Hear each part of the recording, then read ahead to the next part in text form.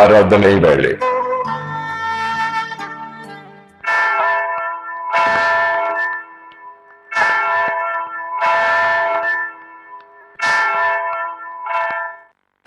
இறைமகன் இயேசு கிறிஸ்துவின் இணையற்ற நாமத்தில் இந்த ஆராதனை வேளை சிறப்பு நிகழ்ச்சிக்கு உங்கள் யாவரையும் வாழ்த்தி வரவேற்கிறோம். இயேசு கிறிஸ்து நாமத்தினாலே உங்களை நான் வாழ்த்துகிறேன். வேதத்திலிருந்து ஒரு பகுதியை வாசிக்க கேட்போம். சங்கீதம் 109:28 வசனத்தின் முதல் பகுதி. அவர்கள் சபித்தாலும் நீர் ஆசீர்வதியும். ஜெபிப்போம். உம்மை விட்டால் வேறு யாரும் இல்லை, இந்த பூவுலகில் எம்மை வழி நடத்த. உம்மை விட்டால் வேறு யாரும் இல்லை, இந்த பூவுலகில் எம்மை வழி நடத்த. கலங்கிடேன், திகைத்திடேன், காத்து நடத்திடுவீர் தேவா, நித்தமும் நடத்திடுவீர் நாதா, நித்தமும் நடத்திடுவீர்.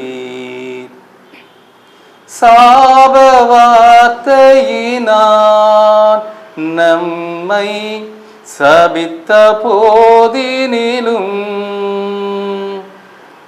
சாபத்தை மாற்றிடுவார் இயேசு, நம்மை ஆசீர்வதிப்பார் இயேசு, நம்மை மகிழச் செய்வார். உம்மை விட்டால் வேறு யாரும் இல்லை, இந்த உலகில் எம்மை வழி நடத்த. ஆமாண்டவரே, எல்லா சாபத்தையும் எல்லா பாவத்தையும் எல்லா ரோகத்தையும் நீக்க வந்தவர் இப்பொழுது எங்களோடு கூட பேசும். நாங்கள் கேட்கிறோம். இயேசுவின் மூலம் ஜெபங்களும் நல்ல பரம்பிதாவே, ஆமென். அவர்கள் சபித்தாலும் நீர் ஆசீர்வதியும். அவர்கள் என்று சொன்னால் மனிதர்கள் நம்மை சபித்தாலும் நீர் ஆசீர்வதியும். கர்த்தர் நம்மை ஆசீர்வதிப்பார். அவர்கள் எழும்பினாலும் வெட்கப்பட்டு போவார்களாக. உமது அடியேனோ மகிழ கடவன் என்று சொல்லப்பட்டிருக்கு. சமீபத்தில் நமக்கு தெரிஞ்ச ஒரு குடும்பத்தில் நடந்த ஒரு சம்பவம். அந்த குடும்பத்தில் நடந்த சம்பவம் பார்த்திங்கன்னா, அவங்க ரொம்ப அவங்களுடைய வேண்டியவர்கள், அவங்களுடைய குடும்பத்தார், பெற்றோர், சகோதரர் எல்லாருமே பார்த்திங்கன்னா அவரோட வாழ்க்கையில் முன்னேறத அதிகமாக அவர் வெறுத்தார்கள். அதை சபிக்க ஆரம்பிச்சிட்டாங்க. இவன் மட்டும் வாழ்க்கையில் இப்படி முன்னேறாளே. அவர் நண்பர்கள் பார்த்திங்கன்னா, என்ன இப்போ வீடை இப்போ ஒரு வருமானம் இல்லை, ஒரு சின்ன ஒரு கடையை வச்சுருக்கா, அந்த கடையை வச்சு வர வருமானத்தில் அவள் இவ்வளோ தூரத்துக்கு முன்னேறி வராளே, இவளுக்கு எங்கேருந்து இந்த பணம் வருது, எப்படி இதை முன்னேறா அப்படின்னு சொல்லி அவங்க அதை குறித்து ஒரு தவறான எண்ணம் கொண்டாலும் அவங்க சபிக்க ஆரம்பிச்சிட்டாங்க. இவ இப்படி இருக்குது, முன்னேறது இவளை இருக்கிறதுக்கு வேஸ்ட்டு, இவ நாசமாக போகணும், இவ இப்படியா முன்னேறது அப்படின்னு சொல்லி வேதனைப்படுற அளவுக்கு பேச ஆரம்பித்தாங்க.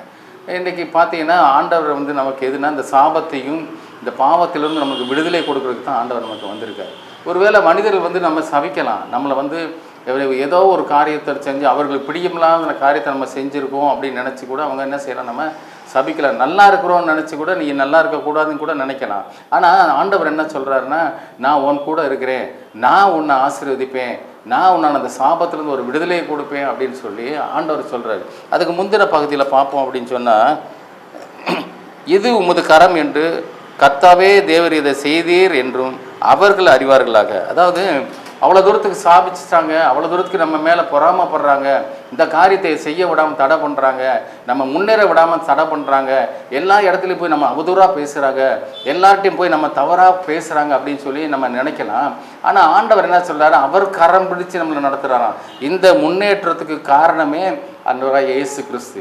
அதை நம்ம உணரணும். அநேக நேரங்களில் நமக்கு நன்மை கிடச்சிருது, அநேக நேரங்களில் நமக்கு பிரச்சனையிலேருந்து விடுதலை கிடச்சி, அநேக நேரங்களில் நமக்கு வியாதியிலேருந்து விடுதலை கிடச்சிது. ஆனால் அந்த நன்மையில் பெற்ற நம்ம என்ன எப்படி வச்சுருக்கோம் அப்படின்னா, அந்த நன்மைகளை பெற்றதுக்கப்புறம், அந்த கஷ்டங்களை விட்டு வெளியே வந்ததுக்கப்புறம், அந்த துன்பத்தை விட்டு வெளியே வந்ததுக்கப்புறம், அந்த வியாதியை விட்டு வெளியே வந்ததுக்கப்புறம் நம்ம என்ன நினைக்கிறோன்னா, நம்ம மனுஷிகமாக நம்ம என்ன நினைக்கிறோம், நம்ம தயவில் தான், நம்மளுடைய அறிவில், நம்மளுடைய சுயபலத்தில் இதை நம்ம அதை நம்ம கடந்து வந்திருக்கோம்னு சொல்லி நம்ம நினச்சிடும். ஆனால் கஷ்டப்படுற நேரத்தில் ஆண்டவரே எனக்கு உதவி செய்யுங்க, கர்த்தாவே எனக்கு உதவி செய்யுங்க, யாராச்சும் எனக்கு உதவி செய்வாங்களா அப்படின்னு சொல்லி நம்ம ஏங்குறோம், வேதனைப்படுறோம். நமக்கு கூட யாருமே இல்லையேன்னு சொல்லி நம்ம தனிமையாக இருக்கிறோமே அப்படின்னு சொல்லி அநேக காரியங்களை நம்ம வந்து யோசிக்கிறோம். ஆனால் அது எல்லாத்துக்கும் பின்னாடி வந்து ஆண்டவர் நம்ம கூட இருக்கிறார் என்பதை நம்ம உணரணும். அதற்கு நம்ம நன்றி உள்ளவர்களாக இருக்கணும். அந்த வசனத்தில் பார்த்தீங்கன்னா கடைசி சொல்லப்பட்டிருக்குது, கர்த்தரை நான் என் வாயினால் மிகவும் துதித்து அநேக நடுவிலே அவரை புகழுவேன். இன்னைக்கு பார்த்தீங்கன்னா இன்னைக்கு வந்து நம்ம ஆண்டவருக்காண்டி ஆண்டவர் நமக்கு உதவி செஞ்சுட்டாரு. நம்ம வந்து அவரை என்ன செய்கிறோம், மற்றவங்க மத்தியில் போய் நம்ம அவர் சொல்ல மாட்டோம், ஆண்டவர் தான் எனக்கு இந்த காரியத்தை செஞ்சார், இல்லை இது வந்து என்னோட உழைப்பில் வந்ததுன்னா. அவன் சமூகத்தில் ஒரு சகோதரி சொல்கிறாங்க, நான் சின்ன வயசுலேருந்து கஷ்டப்பட்டேன், நான் வந்து உழைச்சி தான் முன்னேறினேன், இதில் வந்து ஆண்டவர் என்ன செஞ்சார் அப்படின்னு சொல்லி சொல்கிறாங்க. அப்படிலாம் இல்லை அன்பு சகோதரனே சகோதரியே, இதை கேட்டுக்கொண்டிருக்க நீங்கள் யாராக இருந்தாலும் சரி, உங்களை முன்னேற்றத்துக்கு ஒரு ஆண்டவர் இருக்கார். ஏன்னா அவர் சொல்கிறார், உன் தாய் என் கருவில் உருவாவதற்கு முன்பே நான் உன்னை அறிந்திருக்கிறேன்னு சொல்கிறார். பார்த்துக்காங்க, உங்கள் தாயில் வயிற்றில் உருவாகிறதுக்கு இன்னைக்கு உலகத்தில் வந்து தாயை போல் ஒரு நேர்த்தியான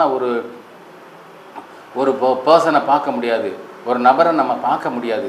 ஆனால் அந்த தாயே நம்ம மறந்தாலும் அந்த ஆண்டவர் நம்ம மறக்க மாட்டேன்னு சொல்கிறாரு. எனக்கு அன்பானவர்களே, நீங்கள் உண்மையாக இருக்கணும், நீங்கள் நன்றி உள்ளவர்களாக இருக்கணும், அதை மறந்துடாதீங்க. ஆண்டவருக்கு நன்றியோடு இருங்க.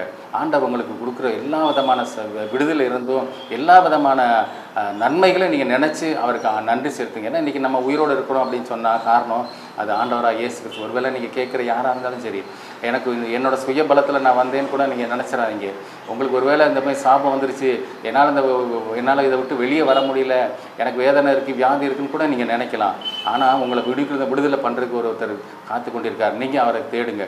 இயேசுவே என்னோடய வாழ்க்கையில் எனக்கு விடுதலை கொடுங்க, எனக்கு இந்த சாபத்திலிருந்து விடுதலை கொடுங்க, எனக்கு இந்த பாவத்திலிருந்து விடுதலை கொடுங்க கேளுங்க, நிச்சயமாக உங்களை விடுதலை கொடுப்பார். ஜெபிப்போமா? எங்கள் அன்பின் பரலோக பிதாவே நன்றியோடு துதிக்கிறோம். இந்த அருமையான வேலை இதை கேட்டுக்கொண்டிருக்கிற அருமையான சகோதர சகோதரிகளை நம்ம கருத்தில் கொடுக்குறோம், அருமையான பிள்ளைகளை நம்ம கருத்தில் கொடுக்குறோம். சுவாமி, அவர்கள் எந்த சூழ்நிலையில் இருக்கார் என்பதை கர்த்தர் நீர் அறிவீர். அந்த சூழ்நிலையிலிருந்து அவர்களுக்கு ஒரு விடுதலை கொடுங்க, அந்த வேதனையிலிருந்து அவர்களுக்கு ஒரு விடுதலை கொடுங்க, அந்த சாபத்திலிருந்து ஒரு விடுதலை கொடுங்க, வியாதியிலிருந்து ஒரு விடுதலை கொடுங்க. ஆசீர்வதிங்க. உம்மை கண்டுகொள்ள, உம்மை தேட கிருபை செய்யுங்க. இயேசுவின் மூலம் ஜெபங்கள் நல்ல பரமபிதாவே. ஆமென்.